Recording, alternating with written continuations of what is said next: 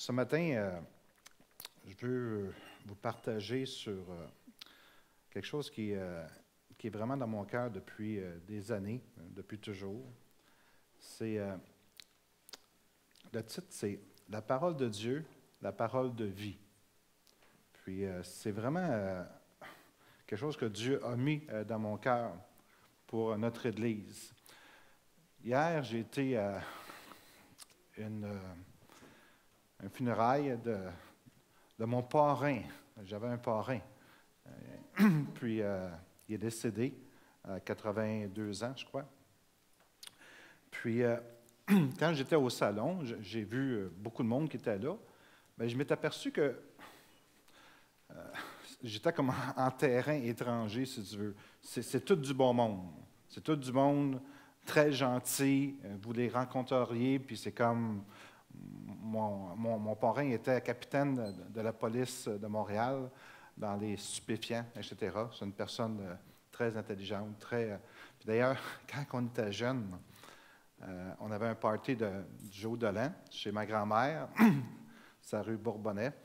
Et puis, on chantait, mon oncle me disait « Veux-tu gagner 25 cents? Chante-moi un chant. » Puis il nous apprenait le chant. Puis le chant, c'était « Mon oncle Jean-Guy est intelligent. » Puis là, il nous donnait 25 cents. Puis j'ai toujours gardé un très bon souvenir de mon oncle Jean-Guy. Je l'ai toujours aimé.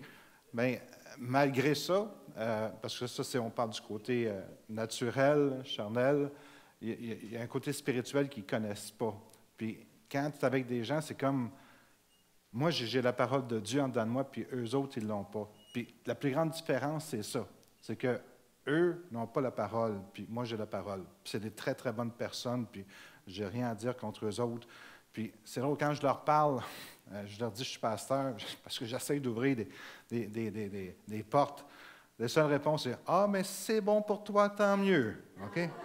C'est comme, ils ne comprennent pas vraiment, puis c'est comme, c'est difficile de pénétrer la parole. Mais qu'est-ce que je peux voir en eux, c'est qu'ils n'ont pas de parole. La parole de Dieu, je parle. OK? Puis moi, j'ai la parole de Dieu. Je ne suis pas meilleur qu'eux. J'ai quelque chose qu'eux autres n'ont pas, puis qu'ils ne veulent pas vraiment avoir dans leur vie. Alors, qu'est-ce qui fait la différence entre moi et ces personnes-là? C'est simplement la parole de Dieu. Amen. J'ai une illustration à vous partager ce matin. Ça a été, est-ce qu'il y en a qui ont déjà entendu parler du désastre de Tchernobyl, hein, en Russie? Puis, c'est vraiment terrible ce qui s'est passé dans cet endroit-là. La publication d'un article en 1991 de l'Université de Pacific Review a offert cette description terrifiante du désastre nucléaire de Tchernobyl en Russie en 1986. Hey, déjà 86, hein? Wow! C'est aussi dangereux aujourd'hui. Il n'y a personne qui habite là à cause du danger, right? Puis oui, c'est ça. Wow, c'est quelque chose, hein? Mais je vais vous expliquer comment c'est arrivé. Parce que des fois, on ne comprend pas tout ou on ne sait pas tout comment ça arrive, ces choses-là. Puis ça a une référence avec notre vie à nous autres. Il y a deux ingénieurs électriciens au poste de commande. Ils ont décidé cette nuit de jouer quelques jeux avec les générateurs. Plus tard, les fonctionnaires soviétiques l'ont appelé une expérience non autorisée. Moi, j'ai travaillé dans une raffinerie. Alors, je peux comprendre le système de console qu'ils ont, puis les unités, etc. Mais il y a deux hommes qui ont décidé de voir combien de temps une turbine continuerait à tourner sans qu'elle s'arrête. Puis Jean-Paul, tu sais, c'est quoi une turbine? On a travaillé dans ce domaine-là.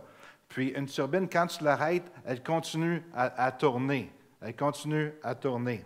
Couper le pouvoir électrique à cette sorte de réacteur nucléaire est cependant une chose difficile et dangereuse à faire parce que ce type de réacteur il est très instable quand la turbine roule lentement.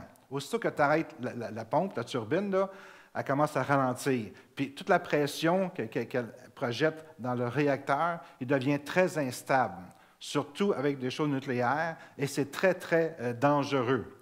Pour faire à ce réacteur ce genre d'expérience, Ils ont ignoré manuellement 6 systèmes d'alarme différents qui étaient installés sur les ordinateurs. Quand je travaillais à la raffinerie Shell, il y avait des colonnes, on avait des alarmes qui nous indiquaient la pression qui était trop basse, trop haute, la chaleur qui baissait, etc. Fait que ça fait partie du système. Un à un, des ordinateurs avertissaient. Un gros flash rouge te disait « Arrêtez, arrêtez, dangereux, dangereux, n'allez pas plus loin. » Et un par un, au lieu d'arrêter leur expérience, leur jeu qu'ils jouaient, ils arrêtèrent les alarmes, tu pèses sur un piton puis l'alarme arrête, et continuaient leur jeu avec la turbine. Vous connaissez la suite, les retombées nucléaires ont été enregistrées dans le monde entier, et cet accident fut le pire accident industriel jamais enregistré dans le monde. Pourtant, ils ont été avertis plusieurs fois. Terrible, hein? Juste à cause de 2 hommes qui ont voulu jouer. Puis il y a je ne sais pas combien de personnes qui sont mortes au travers de ça, des centaines de milliers peut-être. Puis ça a contaminé toute cette région-là. Mais la question que je veux poser ce matin, c'est combien de chrétiens agissent de la même manière avec leur propre vie?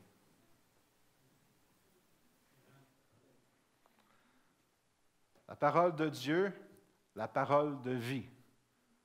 Puis elle est remplie d'enseignements, des choses qu'on doit faire, comment on doit cultiver notre caractère, comment on doit bâtir notre vie comme enfant de Dieu. Puis c'est ce livre-là qui nous donne la réponse de comment on doit fonctionner dans notre vie chrétienne. Est-ce que je peux entendre un amen là-dessus? Alors, combien de chrétiens qui vivent de la même manière? Il y a des dangers, il y a des alarmes qui sonnent, puis ils ne font rien, ils continuent, puis c'est comme ils continuent à jouer, si tu veux. La seule défense du chrétien dans ces temps de déclin moral, c'est quoi? C'est mettre la parole de Dieu en application dans sa vie. Là, j'aurais dû mettre vraiment un bon amen, là, OK? Je répète, OK? La seule défense du chrétien dans ces temps de déclin moral, c'est mettre la parole de Dieu en application dans sa propre vie. Il y a de l'espace encore d'amélioration. Est-ce que je peux entendre un autre amen? Amen. C'est beaucoup mieux, mais il faut que vous le croyiez, par exemple. Amen. Alors, je vais vous lire 2 Timothée, le verset 3, 1 à 17, puis on va le voir ensemble. C'est qu'est-ce qui s'en vient présentement. Combien il y en a qui savent qu'on est près de la fin? Amen. Si vous ne savez pas, vous allez savoir ce matin.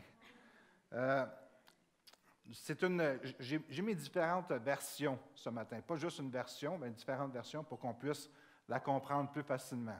En passant, c'est la première fois que je prêche avec mon iPad, là. Ça, c'est la parole de Dieu. OK, c'est très facile.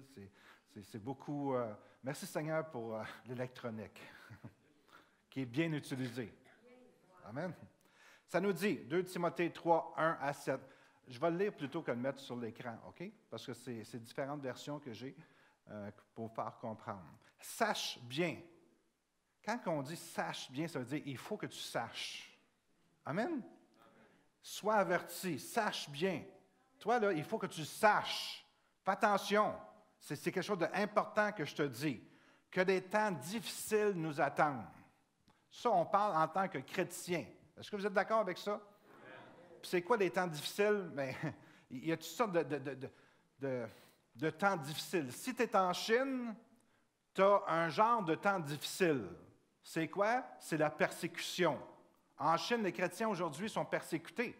C'est comme si tu affiches ouvertement que tu es un enfant de Dieu, que tu es un chrétien, tu fais normalement la prison.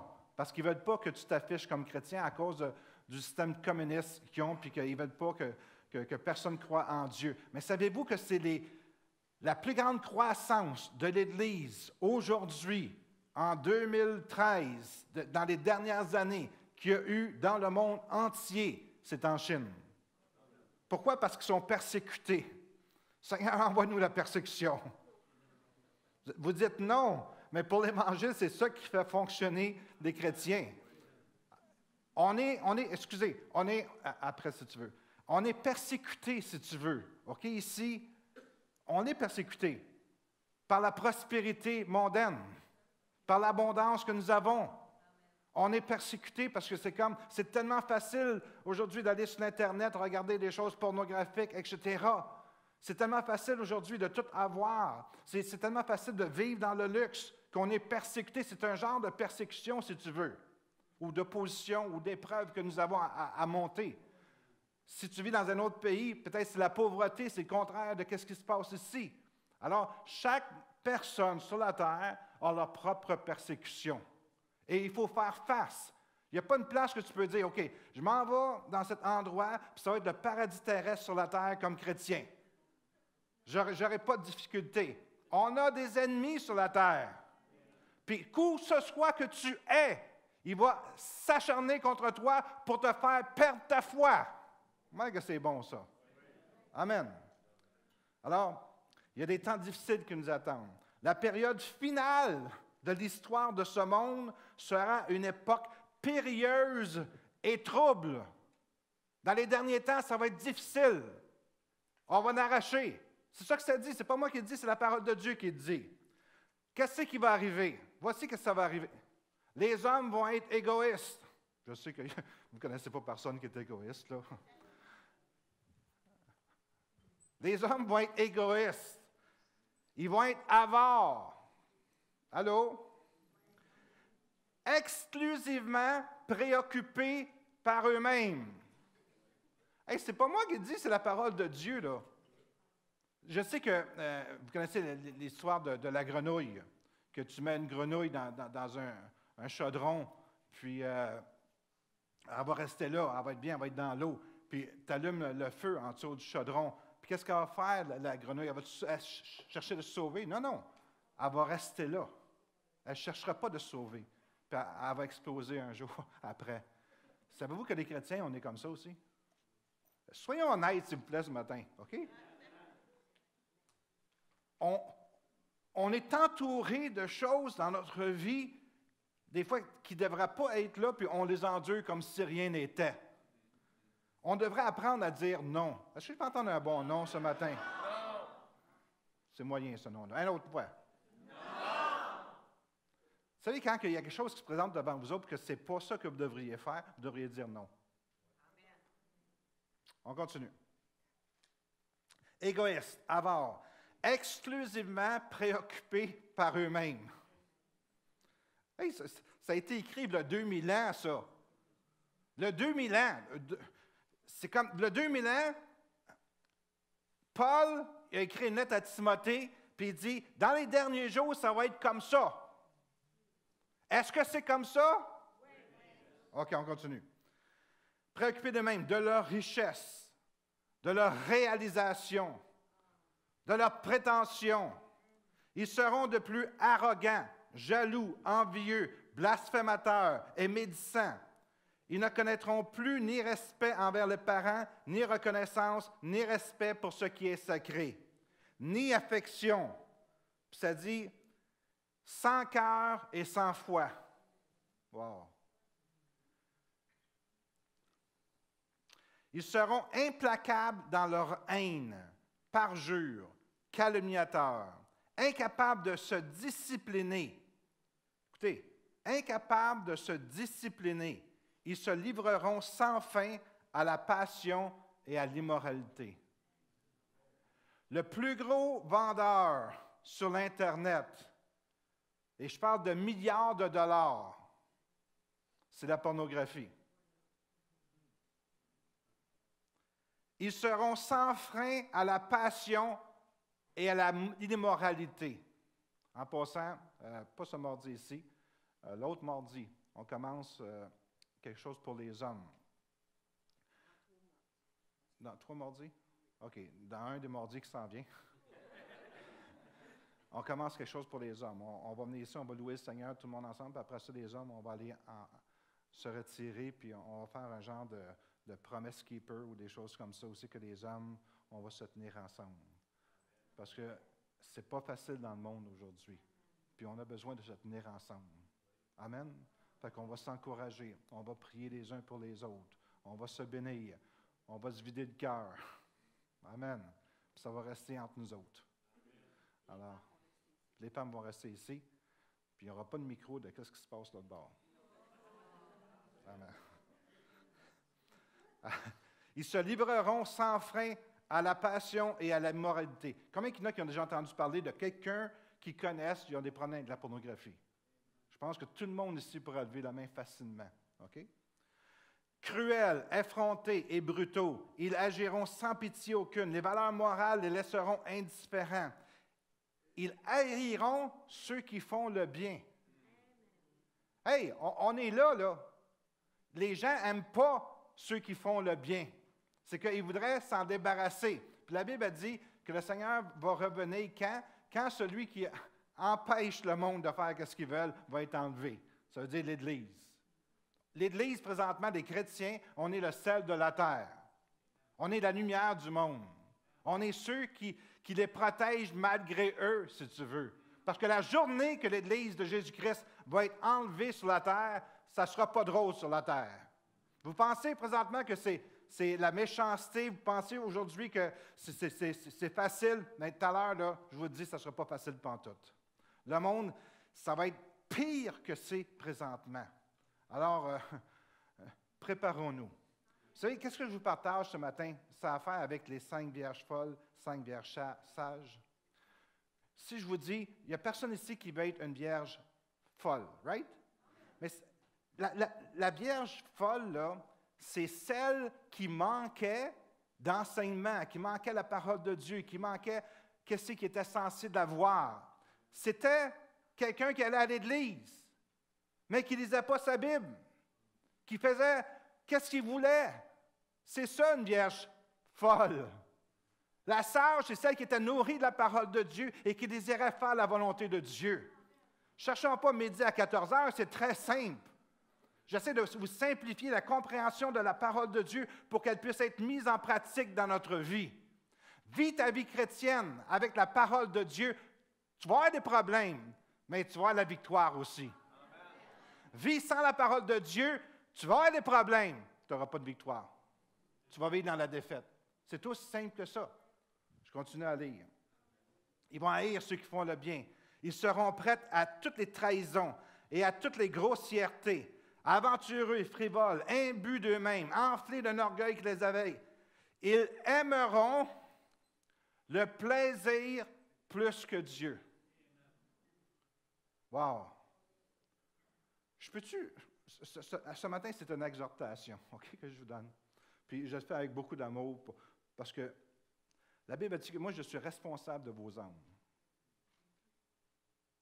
Les anciens sont responsables de vos âmes. Puis si moi je ne vous dis pas, il n'y a personne qui va vous dire. Ce n'est pas le Journal de Montréal qui va vous dire. Ce n'est pas la presse, ce n'est pas les journaux, ce n'est pas les nouvelles. Ça prend un pasteur pour vous dire ce que je vous dis ce matin. Ils aimeront le plaisir plus que Dieu. Est-ce qu'il y en a qui pourraient lâcher l'Internet, lâcher les jeux sur l'Internet, puis sortir leur Bible? Allô? Voulez-vous que je répète? Est-ce qu'il y a des gens ici, puis ce n'est pas la majorité, en passant, il y a même des prédicateurs qui sont venus ici et ont dit « Wow, ton Église, elle aime la parole. » Oui, on aime la parole. Merci Seigneur pour tous ceux qui sont en amour avec la parole de Dieu. Mais c'est comme moi, je veux que, pas juste quelques-uns qui soient avec le Seigneur pour l'éternité, que chaque personne ici présente puisse être avec le Seigneur pour l'éternité. Puis c'est ma job, mon travail, de vous encourager, de persévérer, puis quoi faire aussi. Puis, écoutez, ce n'est pas normal qu'un chrétien ne lise pas sa Bible. Absolument pas normal. Chaque chrétien devrait avoir un amour profond de la parole de Dieu. Est-ce que je peux entendre un Amen? Amen. Ils aimeront le plaisir plus que Dieu. Alors, lâche l'Internet, lâche les jeux de l'Internet, puis sors ta Bible. Elle ne te mordra pas. Elle ne sautera pas sur toi. Elle ne te mangera pas. Elle va te bénir de l'intérieur. Continue, le verset 4. Ils seront prêts à... Non, excuse. Oui, c'est ça. La volupté, c'est ça. Ils aimeront le plaisir plus que Dieu. La volupté et les amusements rempliront leur âme et occuperont la place de Dieu. Wow! Ça, là, il faut que je le relise. La volupté. Tu sais, c'est quoi la volupté? Hein? La volupté, c'est quand tu aimes les choses de ce monde. OK? C'est la volupté. Et les amusements remplaceront ou rempliront leur âme et occuperont la place de Dieu. Les amusements vont remplir ou remplacer la place de Dieu. Wow! Certes, ils resteront attachés. Ils resteront attachés aux traditions extérieures. Je vous lis de la Bible, ce n'est pas moi qui l'ai écrit, là. OK? Je vous lis 2 Timothée 3, là. Ils resteront attachés aux traditions extérieures de la religion. Ça veut dire que les gens vont venir à l'Église, ils vont jouer sur Internet, ils vont faire ce qu'ils veulent, ils ne liront pas leur Bible, mais ils vont rester attachés aux traditions de la religion. Et pour sauver la façade, ils garderont l'apparence de piété.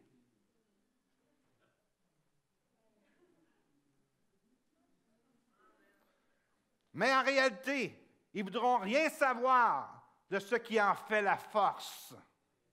Ils ne lui laisseront exercer aucune influence sur leur vie. Ils ne permettront pas à la parole de Dieu d'influencer leur vie. Ils lui laisseront aucune influence sur leur vie. Aussi, leur conduite démentira-t-elle leur profession de foi. Détourne-toi de ces gens-là. Ça dit même, écarte-les de l'Église. Et je peux vous dire que c'est déjà arrivé dans l'Église. On s'est assis avec Robert, avec des dirigeants, puis on a dit, cette personne-là, c'était exactement ce qu'on vient de décrire. Elle avait une façade, puis on lui a demandé, on ne lui a pas demandé, mais on l'a encouragé de ne pas rester avec nous autres. Pourquoi? Savez-vous pourquoi? Parce qu'il n'y a rien de pire pour une Église, pour des chrétiens qui aiment le Seigneur, pour des gens qui sont là. Quand le monde vient contre toi, tu t'attends que le monde va t'attaquer. Mais quand tu as des gens autour de toi qui sont censés être des chrétiens, puis qui vivent nullement leur foi, puis au contraire, ils vivent dans le péché, puis sont dans l'Église, ils ont une influence sur les chrétiens. Comme moi, comme pasteur, là, c'est la pire chose que je peux voir dans l'Église. Que le diable nous attaque de l'extérieur, il n'y a aucun problème. On est constamment, OK? Ce n'est pas un problème. Mais quand ça se fait à l'intérieur, c'est comme la petite fille qui dit à son petit frère, « Oh, maman, c'est un vieux jeu, papa, c'est des niaiseux, viens-t'en, suis-moi. » C'est exactement ça. Ça enlève toute la crédibilité sur les parents. Puis c'est ça que ces gens-là font. Ils vivent leur vie, puis ils émettent ou établissent des standards dans l'Église. Puis la parole a dit, « Fuis ces gens-là. Fuis ces gens-là. » J'avais été en 1900, j'ai accepté le Seigneur en 72, je pense que c'est en 1974. J'ai été en Pennsylvanie, il y avait une conférence d'un prédicateur qui était là, plusieurs prédicateurs. Hey, ça fait 30 ans, là. OK, je me souviens encore que le prédicateur il avait dit, à propos de ce passage-là, fuis. Il a dit, « Run, baby, run! » T'en souviens-tu? OK, mon épouse était avec moi. Ça veut dire, sauve-toi, run, run! Quelqu'un qui vit comme ça, là, tu pars à courir, tu ne veux pas rester à côté d'elle à cause de l'influence malsaine qu'elle va te donner. On a besoin d'être entouré des gens qui aiment le Seigneur. Des gens qui ont une bonne influence sur nous. Je continue. C'est correct jusqu'à maintenant, là? OK? Je ne suis pas trop dur le matin? Ça a l'air que je suis. Non. Est-ce que ça va? Est-ce que vous m'aimez encore? Je suis là, je fais ma job, là, le matin, là, OK? OK. Verset 10. « Mais toi, mon fils, tu as été mon fidèle compagnon, tu m'as accompagné pas à pas, tu as écouté mon enseignement, tu les as observés, mon comportement, tu as fait la ligne de conduite de ta vie, tu t'es appliqué à me suivre dans mes conceptions, mes projets, ma foi, ma patience, mon amour, mon endurance. Tu as adopté mon style de vie et tu as voulu, comme moi, croire, aimer et supporter l'épreuve. Tu es témoin des persécutions et des souffrances que j'ai endurées à Antioche, à Iconium, à Lystre, quelques attaques En effet, n'ai-je pas supporté. Et chaque fois, le Seigneur m'en a délivré. Mais, le verset 12, c'est une règle générale. Tous ceux qui sont décidés de mener une vie d'attachement à Dieu dans la communion avec Jésus-Christ connaîtront la persécution. Quand tu es décidé, puis tu es ferme, puis tu dis, moi, je vais suivre le Seigneur Jésus-Christ, je vais marcher selon son enseignement, je vais avoir son caractère, tu peux être sûr qu'il y a des gens qui vont se lever contre toi, qui vont essayer de te détruire par toutes sortes de manières. Ils vont t'accuser, ils vont te descendre, ils vont te dénigrer, ils vont te discréditer parce que ça ne fait pas leur affaire. Pourquoi? Parce que tu es une lumière qui brille dans leur vie. Puis ils veulent éteindre la lumière. Regarde, la plupart de ces gens-là qui veulent te discréditer, c'est parce qu'ils ne vivent pas une vie qu'ils devraient vivre. Comment que c'est bon le matin? C'est vraiment bon. Verset 13. Tandis que les méchants et les charlatans s'enfonceront de plus en plus dans le mal. Ça veut dire, c'est des imitateurs du christianisme. Ceux qui veulent dire que moi, j'aime le Seigneur, regarde comment que je loue le Seigneur les yeux fermés, regarde-moi. Les imposteurs, avec leur air de sainteté, s'encourageront. C'est pas moi qui l'ai écrit, là. Ils séduiront beaucoup de gens, mais leur succès causera leur ruine, car ils seront eux-mêmes victimes des erreurs dans lesquelles ils ont entraîné les autres. Puis une autre version dit, les trompeurs sont trompés. Pour toi, verset 14, reste fidèle à tout ce que tu as appris et expérimenté. Persévère dans les enseignements qui t'ont été confiés et que tu as accueillis avec foi. On doit recevoir les enseignements avec foi et qui sont devenus des certitudes pour toi. Tu as été convaincu de leur vérité. Non seulement que tu connais les maîtres dont tu les tiens, mais parce que depuis ton jeune âge, les Saintes Écritures te sont familières. Elles te montrent le chemin. Elles peuvent te donner la vraie sagesse, celle qui conduit au salut par la foi en Jésus-Christ. La parole, c'est ça que ça dit, elle peut te donner la vraie sagesse, celle qui conduit au salut par la foi en Jésus-Christ. Alors, j'ai mentionné les 5 vierges sages et les 5 vierges folles. Ça en fait partie, ça. C'est comme il y a un cheminement. Quand tu acceptes le Seigneur, c'est pas qu'automatiquement tu t'en vas au ciel. Je crois que moi, je suis sauvé et que je m'en vais au ciel. Je le crois de tout mon cœur. Pourquoi? Parce que je mets en application la parole de Dieu.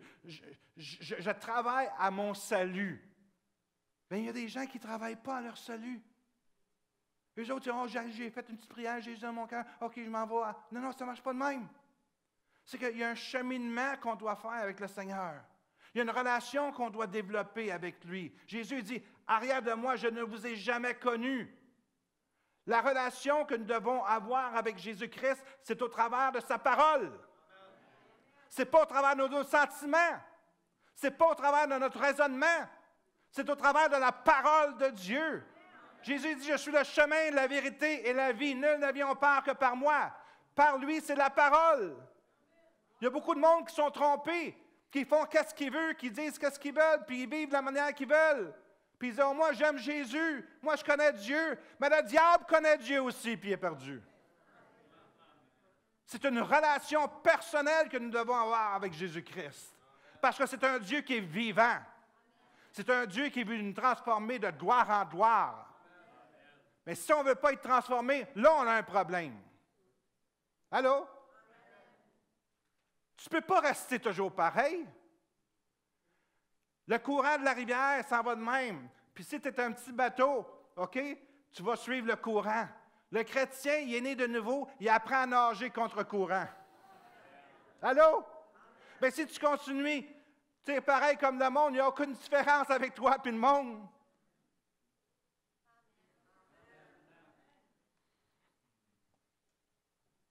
Verset 16. Oh, ça, c'est bon. Ça, c'est bon. 2 Timothée 3,16. Vous devriez l'apprendre par cœur. Car toute Écriture a été rédigée sous l'inspiration de Dieu. C'est pourquoi elle est utile pour nous enseigner la vérité, pour nous persuader. La parole de Dieu est là. Je répète, nous enseigner la vérité. Elle va nous persuader. Puis ce n'est pas que Dieu va prendre la Bible et dire « Change! » Non! Quand tu lis, tu médites la parole de Dieu, c'est comme « Ah, oh, Seigneur, c'est vrai. » Il n'y a personne qui est là qui te voit. C'est juste en toi puis Dieu, le Saint-Esprit. Il te parle. « Ah, oh, c'est vrai, je ne devrais pas faire cette affaire-là. Je devrais plutôt faire ça. Je devrais lui pardonner. Je devrais faire ci. » Il te persuade sans condamnation, sans te taper sa tête. Il fait juste te persuader. La parole de Dieu, c'est ça qu'elle fait. Mais si tu n'es pas la parole de Dieu, tu ne seras pas persuadé. Tu vas être le petit bateau qui s'en va. Ploc.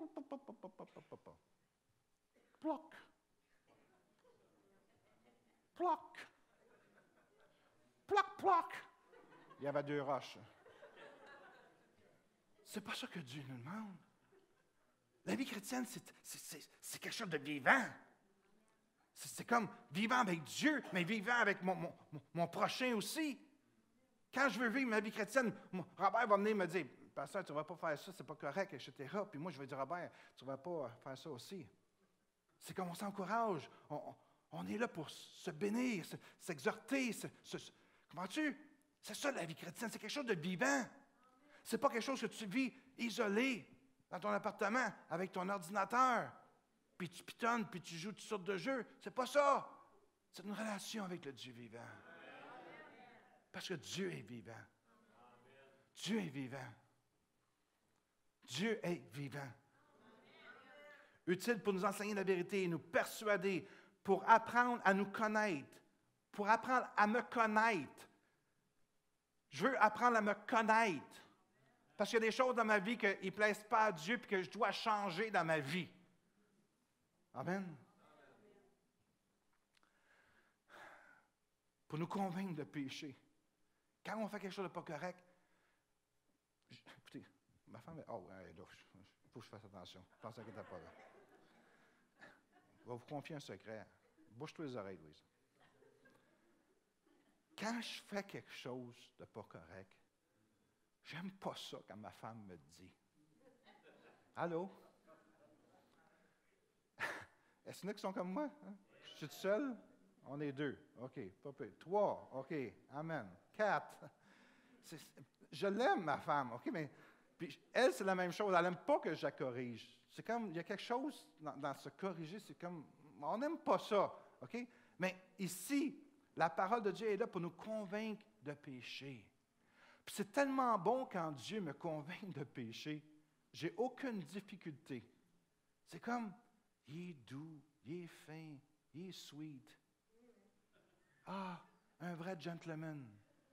Il ne m'accuse pas. La parole de Dieu ne condamne pas. Elle convainc. C'est donc plaisant de te faire convaincre de quelque chose que, sans te faire accuser, sans te faire condamner. Amen. C'est merveilleux, ça. Le Seigneur, c'est exactement ça qu'il fait par son Saint-Esprit. Pour refuter des erreurs et rectifier nos pensées. Hey, ça veut dire que quand tu ne lis pas la parole de Dieu, ça ne se passe pas dans ta vie. Oh my God, c'est bon ça. Je répète, quand tu ne lis pas la parole de Dieu, ces choses-là ne se passent pas dans ta vie.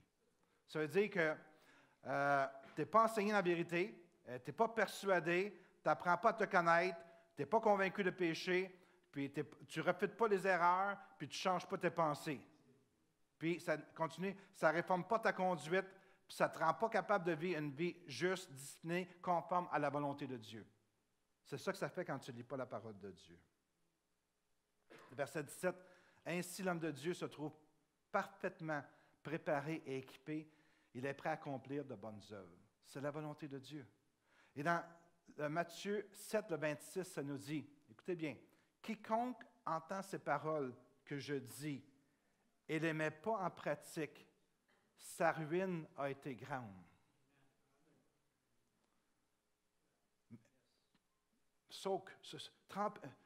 Faites tremper ça dans ton esprit. Là. Tout ce que je viens de lire dans 2 Timothée 3, 1 à 17. Puis Matthieu 7, 26 qui dit, « Quiconque entend ces paroles que je dis et ne les met pas en pratique, sa ruine a été grande. Ça veut dire que si tu ne lis pas la parole de Dieu, ce n'est pas moi qui le dis là, OK? C'est le Seigneur lui-même. Ta ruine va être grande.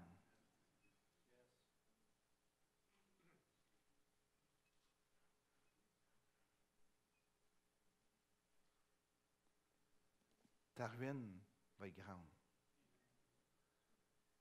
Sais-tu ce qui va être grand? C'est que si tu penses que tu fais partie des vierges sages,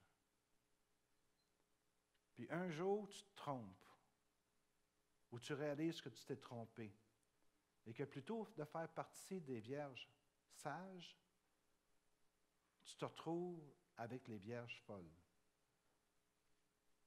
Tu vas dire, ma ruine a été grande.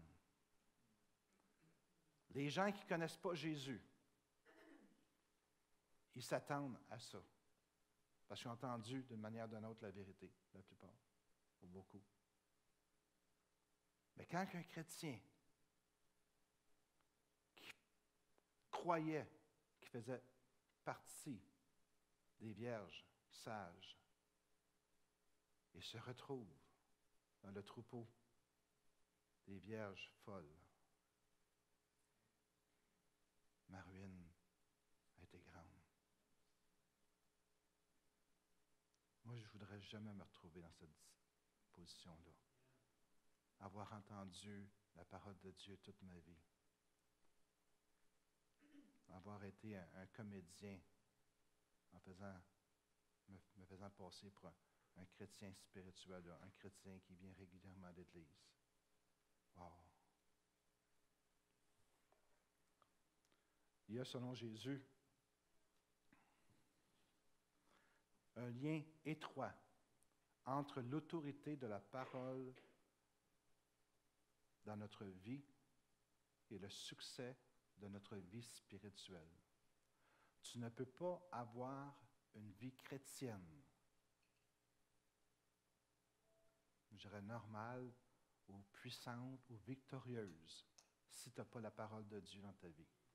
Je vous dis, c'est impossible.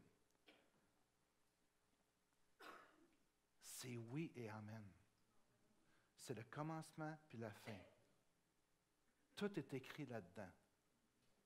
Imagine-toi que tu t'en vas tu dis, OK, moi, je m'en vais à New York. Tu ne sais pas comment te rendre là. Tu as une map ou un GPS dans ton char. Hein? Pas le GPS de Jean-Paul parce qu'il ne fonctionne pas. Là. Il ne sait pas comment le faire fonctionner. Non, mais tu dis, je m'en vais à New York ou en Floride. OK? C'est 21 heures ou 25 heures de route en Floride. Puis là, ben, tu as un GPS, tu as la map. Hein? C'est ça. Une carte. Merci. Dans ton char. Puis ça fait exactement 41 jours que tu es parti. Allô? Est-ce que vous me suivez? Normalement, ça prend 25 heures. 25 heures se rendre. 41 jours que tu es sur la route. Ta carte de crédit est pleine parce que tu as mis bien du gaz dedans. L'hôtel t'a arrêté de te coucher. Tu n'as jamais demandé des informations à personne. Ou peut-être qu'il y en a qui t'ont donné des informations. C'est pareil comme le monde qui informe des chrétiens. Là. OK? La même chose. Hey, tu devrais faire ci, tu devrais faire ça, etc. 41 jours, tu n'es pas encore rendu là. Savez-vous, c'est la même chose quand tu ne lis pas ta parole? Tu penses que tu es sur la route, oui. Tu es à l'église, oui. Allô? Mais tu n'es vraiment pas sa bonne route. Surtout si tu te retrouves à un endroit qui fait moins 30. Puis tu t'en vas en Floride. Il y a, selon Jésus, un lien étroit entre l'autorité de la parole dans notre vie et le succès de notre vie spirituelle. Le verset 5 de ce qu'on a lu tout à l'heure, aimant le plaisir plus que Dieu. Qu'est-ce qui fait l'autorité dans leur vie? C'est le plaisir. Wow!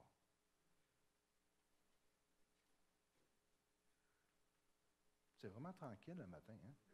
Bzzz.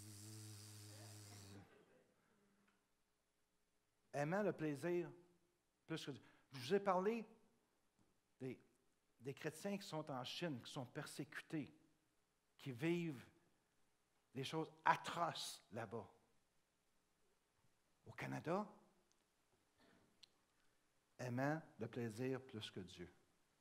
C'est notre épreuve. C'est ça qu'on doit passer au travail.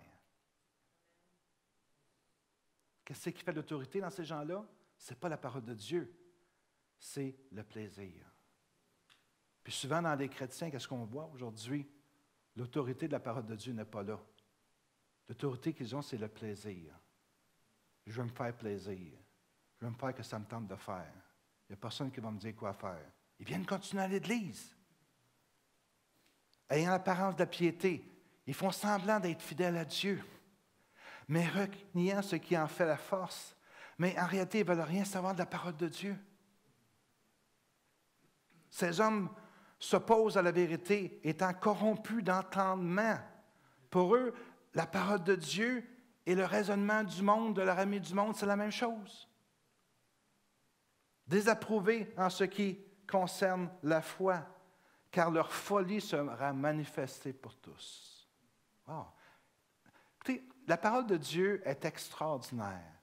Elle a des choses extraordinaires donnant de bien pour nous autres. On parle de prospérité, de bénédiction, etc. Puis c'est là.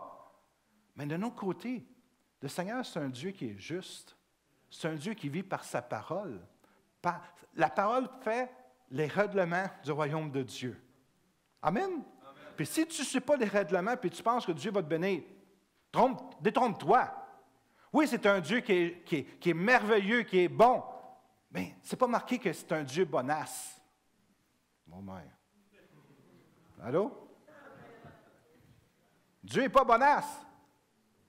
Si tu regardes dans l'Ancien Testament, comment que Dieu est arrivé, puis c'est comme il corrigeait des peuples.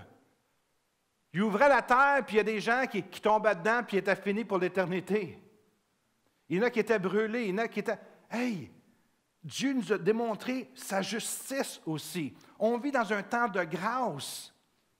Puis c'est merveilleux, on vit dans un temps de grâce, mais le temps de grâce est là pour nous racheter, pour qu'on puisse marcher comme le Seigneur désire que nous puissions marcher. Oui, on peut pécher, on demande pardon au Seigneur, puis c'est fini, on est pardonné, mais reviens dans le bon chemin. Reste pas dans le champ, reste pas dans le péché, reste pas dans ce que ça tente de faire, reviens dans la bergerie, où c'est qu'il y a un bon berger pour toi. Parce que tu vas t'apercevoir, quand tu sors de la bergerie, il n'est pas si fin que ça, le berger. Allô? Il n'est pas si fin que ça, le berger. Ici, on parle d'hommes. Puis c'est pour ça que je crois que le Seigneur est un peu plus sévère qu'ailleurs. On parle d'hommes qui font la profession d'avoir la foi. Puis c'est ça qui me chicote un peu, puis qui chicote le Seigneur, parce que on parle des gens qui disaient qu'ils aimaient Dieu, mais qui vivaient dans le péché. Ça, c'est la chose la plus terrible qu'il ne peut pas avoir, que Timothée fréquentait. Timothée, c'était le disciple de Paul. Paul, il dit à Timothée, et quoi? Éloigne-toi de ces hommes-là. Run, baby, run. Sauve-toi. Puis la réaction de notre monde contemporain, « Oh, c'est pas si grave que ça. » Oui, c'est grave. Des gens qui disent le Seigneur et qui n'aiment pas le Seigneur, éloigne-toi de ces gens-là. Tu peux avoir des amis dans le monde, mais tu dois toujours garder un espace. Tu ne peux pas avoir le même esprit que le monde, parce que quand tu enlèves l'espace, c'est que l'esprit de ce monde-là va venir sur toi. Et c'est pire avec les gens qui se disent chrétiens et qui viennent te voir, puis sont tous mielleux. Puis tu vas dire, mais regardons ça, ils ne sont pas si pires que ça. Ils t'apportent une malédiction sur ta vie sans que tu le vois. Ce sont des hommes chez qui la parole de Dieu ne faisait aucune autorité. Ils ont fait naufrage vis-à-vis leur foi. Ils disent que la Bible, c'est la parole de Dieu, mais ils refusent de l'utiliser. Ils refusent sa puissance. Ils refusent son efficacité dans sa vie. Nous devrions avoir aucun ami qui se dise chrétien dont la Bible n'a pas l'autorité dans sa vie.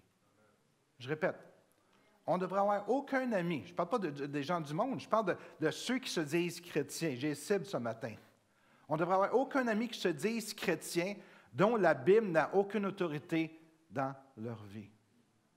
Savez-vous que je me suis personnellement toujours appliqué avec ça? Ça ne me dérange pas d'avoir des amis dans le monde. Des amis dans le monde, je suis capable de garder une distance. OK?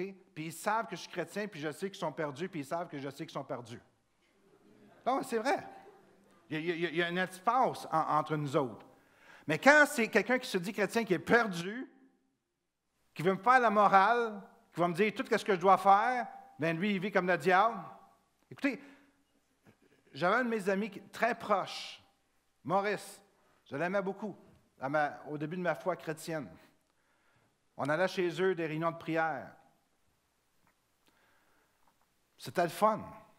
C'était quelqu'un de très attachant. Puis il est rentré une fois avec son épouse dans une organisation chrétienne, Jeunesse en mission. Puis il a été travailler sur un bateau qui distribuait des littératures chrétiennes tout partout dans le monde avec sa famille. Puis quand il est revenu, pour X raisons, ils ont abandonné le Seigneur. Puis, sa femme, elle a couché avec je ne sais pas combien d'hommes. C'est elle-même qui disait, elle se vantait de ça. Puis lui, il courroyait, etc. Puis, quand j'ai parlé avec cette personne-là, il changeait de femme, en tout cas. Quand je parlais avec lui, là, il me disait, « Hey, Pierre, moi j'aime le Seigneur, comme toi. » Non, comme toi. C'est ça qu'il me disait. Pas de différence entre toi et moi. Puis il vivait. Puis il dit, moi, je parle à Dieu. Une communion avec Dieu. Wow! Savez-vous que j'ai coupé des liens avec lui? Je l'ai considéré comme quelqu'un qui était sans Dieu.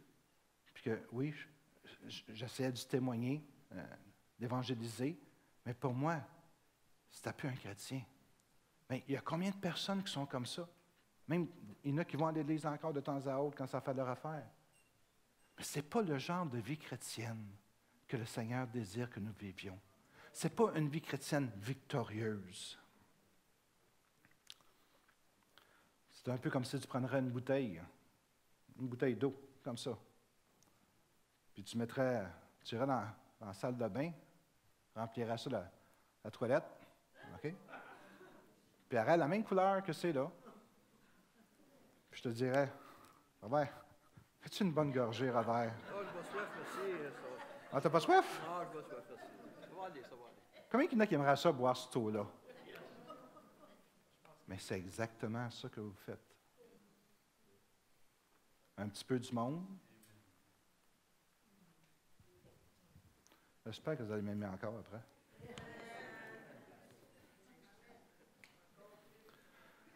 Laisse-moi te poser une question. Quelle autorité la parole de Dieu a-t-elle dans ta vie? Ou je devrais poser, quelle est l'autorité spirituelle dans ta vie? Je ne parle pas des hommes, je parle de la parole de Dieu. Est-ce qu'elle a vraiment une autorité dans ta Bible? Ou laisse-moi poser la question différemment. Fais-tu ce que tu veux? Ou est-ce que la Bible a l'autorité dans ta vie? Est-ce quelqu'un qui peut me répondre? Est-ce que la parole de Dieu, c'est une autorité dans leur vie?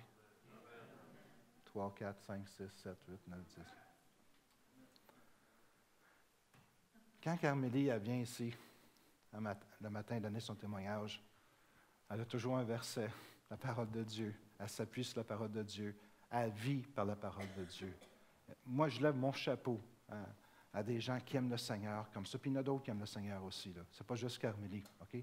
Mais je suis tellement béni d'avoir agi parce que je me dis, c'est ça comme ça qu'un chrétien devrait vivre.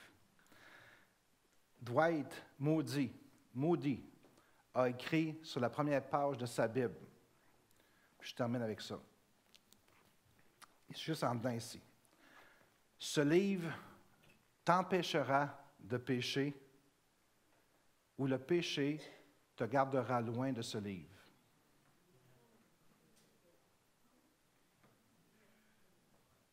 Hey, c'est puissant. Hein?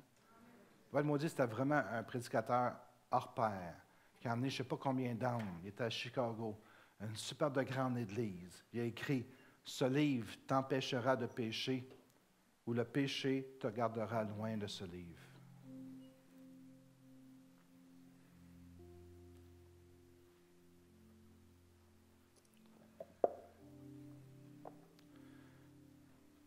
C'était sur mon cœur.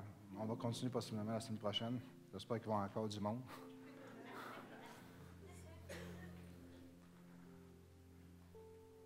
Mais c'était sur mon cœur. Pourquoi? Parce que je vous aime. Je suis très sérieux. Je vous aime beaucoup. Puis moi, comme pasteur, je ne veux pas manquer à mes responsabilités en tant que pasteur.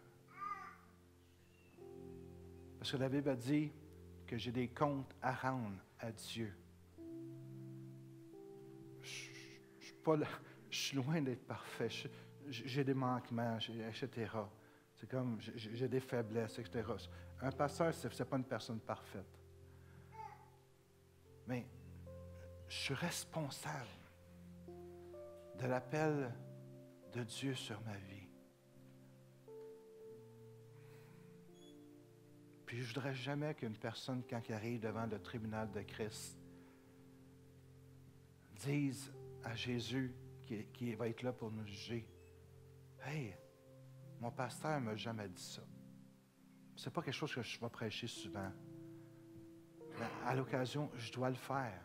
Parce qu'on doit se ressaisir et revenir à la base, qui est la parole de Dieu. Parce que si la parole de Dieu n'est pas dans ton cœur est vide.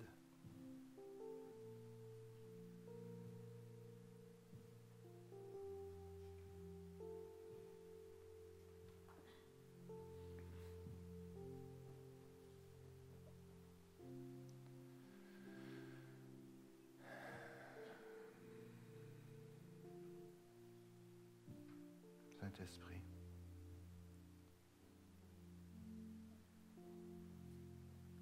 Fais ton œuvre ce matin.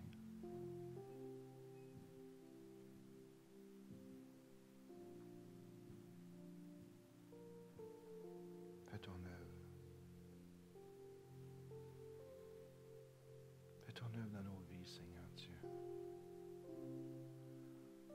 On a besoin de toi.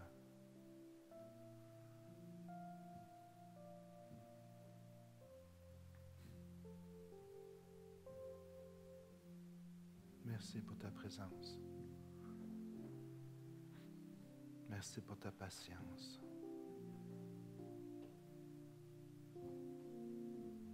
Merci, Seigneur, pour ta grâce. Parce que tant qu'on a un souffle, Seigneur, tu vas être là pour nous attirer à toi. Mais c'est à nous à prendre des décisions.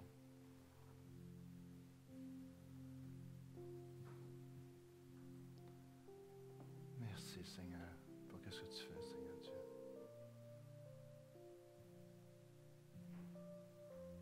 Merci, Jésus.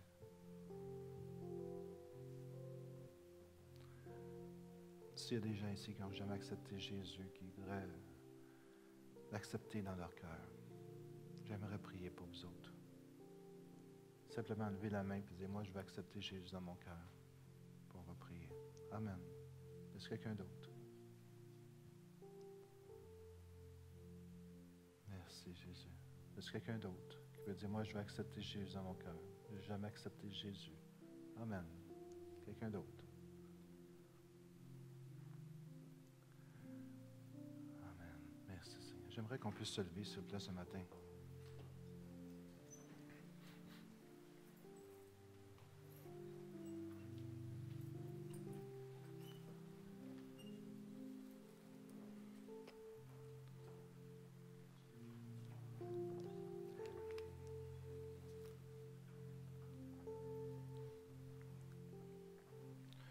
Ce matin, peut-être j'ai été un petit peu dur, mais c'était pas mon intention d'être dur. Je crois qu'il ne reste pas grand temps avant que Jésus revienne. C'est ma conception personnelle. Puis qu'on doit vraiment être prête à son retour. Puis je vais vous donner une opportunité ce matin. Je vais vous encourager à être brave, à être courageux, à être des gens qui se tiennent debout, à être des gens qui n'ont pas peur de démontrer leur vie chrétienne. C'est des gens ici ce matin que peut-être la parole de Dieu, c'était pas une priorité, disons. Je vais vous encourager à ce qu'elle devienne une priorité dans ta vie. Puis je te dis avec un cœur qui est rempli de compassion pour vous autres, comme rempli d'amour pour vous autres. Mais tu ne peux pas passer à côté de ça. Quelle sorte de chrétien es-tu si la parole de Dieu n'est pas là? Je vais vous encourager à lire la parole de Dieu. Je ne vous demande pas comment ça a été, dans quelle position vous étiez vis-à-vis de ça, mais s'il y en a ce matin qui veulent prendre la décision de dire, moi, le Seigneur m'a convaincu ce matin que peut-être je ne lisais pas assez ma Bible, que j'ai pas donné la place qu'elle devrait avoir. Et ce matin, je prends la décision de lire ma Bible régulièrement, de lui donner ma place ou sa place dans ma vie chrétienne. Pourriez-vous lever la main, s'il vous plaît, ce matin? Amen. Amen. Amen. Ces autres personnes. Amen.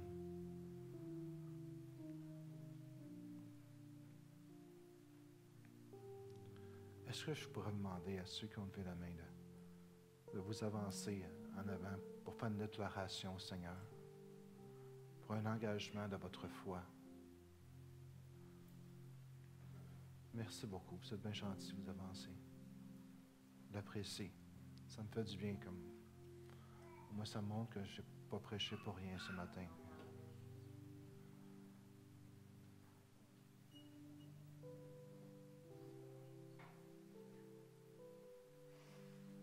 Est-ce qu'il y en a d'autres qui veulent s'avancer?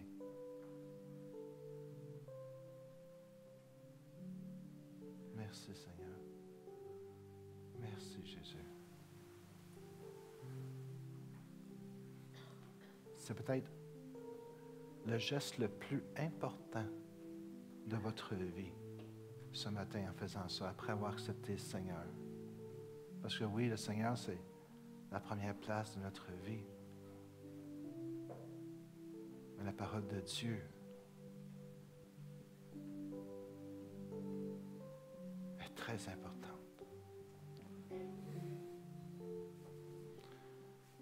C'est comme en dedans de moi, c'est comme...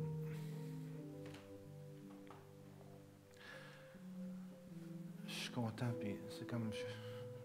J'ai une tristesse, ou je ne sais pas comment expliquer ça. Je suis vraiment fier de vous autres, que vous avanciez, puis que vous dites... Je ne me laisse plus guider par mes sentiments, parce que c'est ça que ça veut dire. Je ne me laisse plus guider par mes sentiments. Je ne me laisse plus guider par le raisonnement du monde. Je ne me laisse plus influencer par ce que les autres vont dire.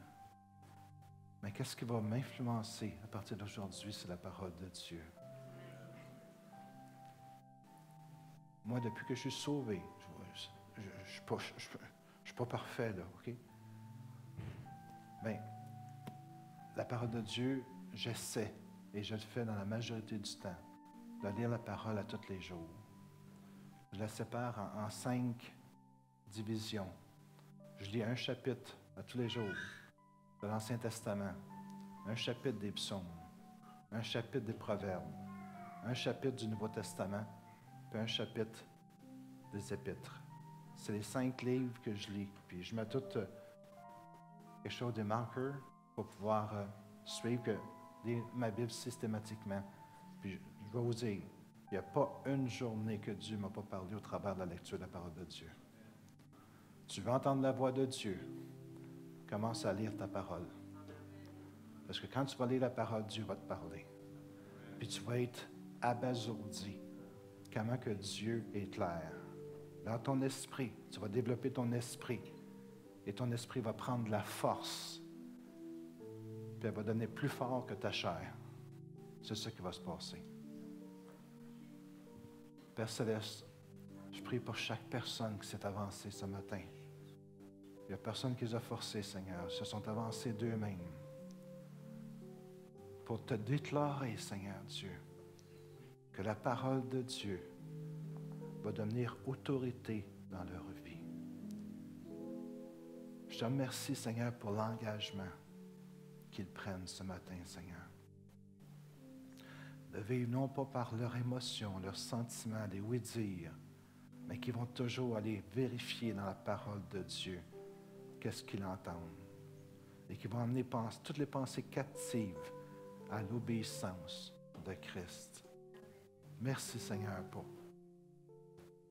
cette démonstration de courage, Seigneur, cette prise de position qu'ils font ce matin, de te mettre en premier, de vivre par le pain de vie qui est ta parole. Seigneur, je te prie pour une grâce spéciale pour chacun d'eux, pour qu'ils puissent, Seigneur, pas simplement faire quelque chose puis ils vont l'oublier après, mais que ça puisse devenir une habitude. Puis on sait, Seigneur, que quand on fait quelque chose pendant 21 jours, ça devient une habitude dans notre vie. Je te prie, Seigneur, pour que tu puisses leur accorder une grâce spéciale, pour que dans les 21 prochains jours, Seigneur, ils puissent mettre la parole de Dieu en pratique dans leur vie, la lire régulièrement. Je te demande ça au nom de Jésus et je bénis chacun de tes enfants. Au nom de Jésus-Christ. Amen. Est-ce qu'on peut applaudir ceux qui sont en avant? Amen.